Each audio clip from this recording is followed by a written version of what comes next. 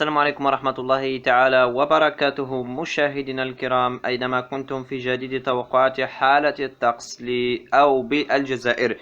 إذا كنت أول مرة عزيزي المشاهد تشاهد هذا الفيديو لأول مرة، لا تنسى الاشتراك في القناة وتأكد من تفعيل الجرس ليصلك كل يوم بإذن الله حالة الطقس بالجزائر بكل دقة وتفصيل.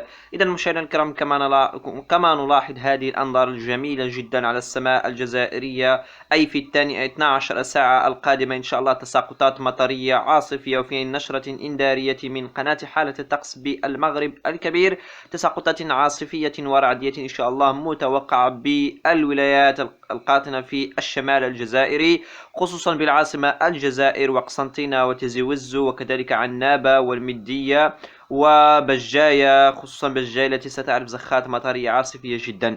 إذا مشاهدينا الكرام، إذا نذهب إلى 24 ساعة، هل ستبقى الزخات المطرية أم لا؟ إذا الزخات المطرية لا زالت في مكانها وأن الحمد لله، ولا زالت تتقوى بعض الشيء. في كذلك ستعطي زخات مطرية في نفس الولايات التي ذكرتها أيضا، في تيزي وزو، قسنطينة، الجزائر، بجاية، عنابة، سطيف، كذلك ستصل إلى الشلف بعد الساعات القادمة.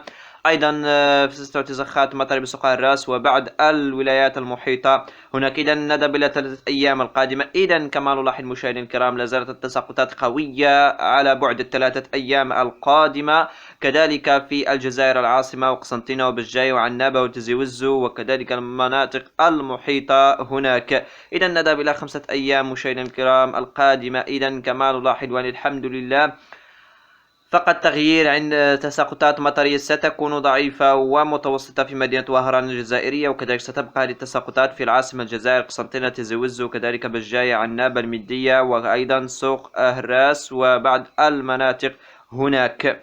إذا مشاهدينا الكرام، كذلك نذهب إلى 10 أيام القادمة. إذا كما نلاحظ لا زال تمركز هذه التساقطات المطرية العاصفية والرعدية في حالة إنذارية. إذن إن شاء الله هذا الأسبوع مليء بالتساقطات المطر في الشمال الجزائري، خصوصا على العاصمة الجزائر وكذلك وهران وقسنطينة والمدية وسقع الراس وأيضا بجاية وعنابة. إذن مزيدا من الحيطة والحذر مشاهدينا الكرام أينما كنتم، مزيدا من الحيطة والحذر.